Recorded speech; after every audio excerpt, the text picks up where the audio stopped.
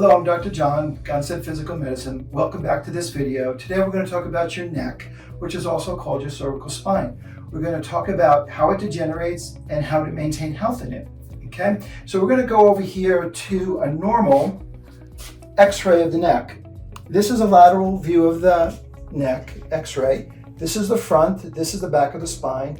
These are the vertebrae. There are 7 vertebrae in the neck, and in between are the disc space. Now, what I want you to pay attention to on the cervical spine on this x-ray is this beautiful curve here. Now, this is called the lordotic curve because it bends in the anterior.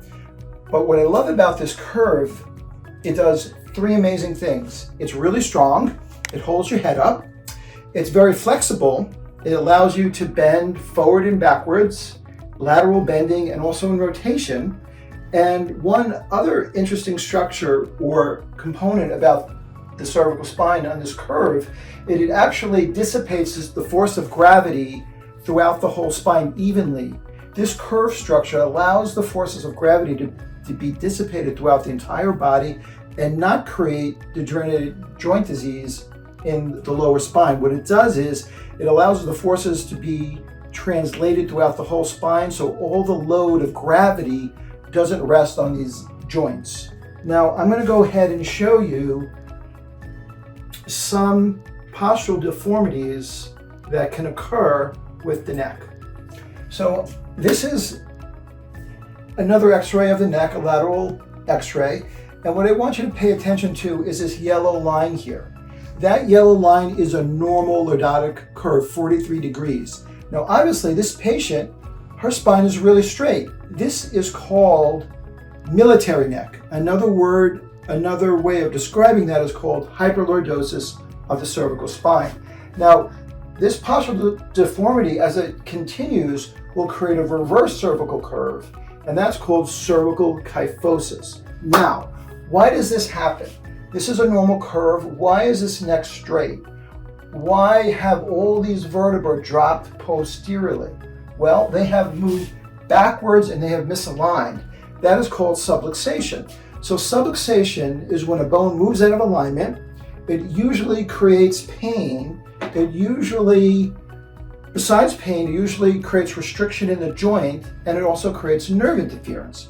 Now, so like I was saying is the bones, when it subluxates, drops backwards and posteriorly. And as that occurs, it puts pressure on these nerves, and that creates nerve interference. Now, nerve interference is going to affect the function of the muscles, and it's also going to affect the function of the gland in the neck, which is called the thyroid gland. Now, if we can go to this chart here,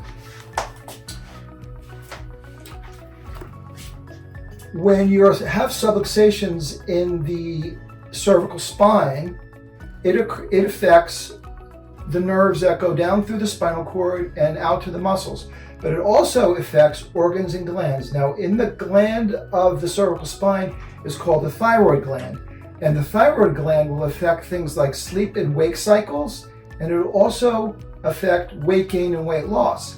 Now, when you have a subluxation at the area in the neck as well, those nerves go up to the brain and up to the cranium, and it would create things like migraines, vertigo, dizziness, and headaches.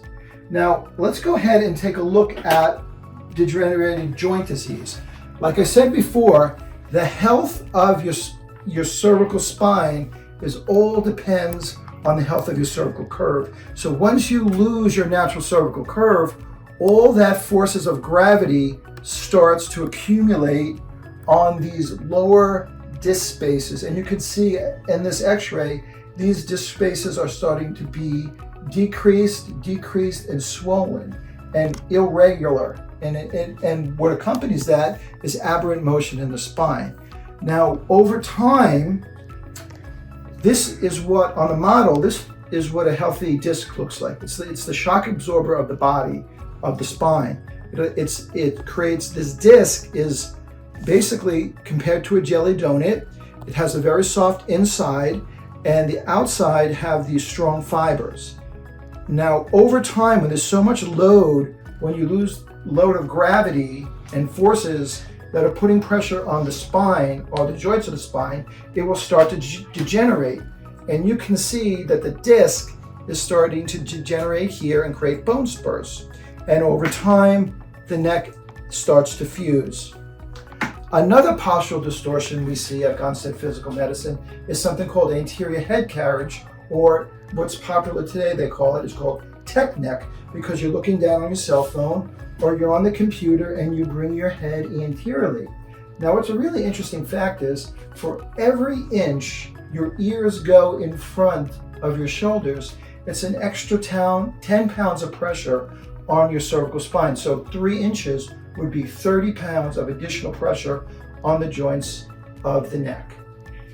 I'm Dr. John at Gonstead Physical Medicine. I want to let you know, if you're having any spinal problems, please give us a call. We would love to help you.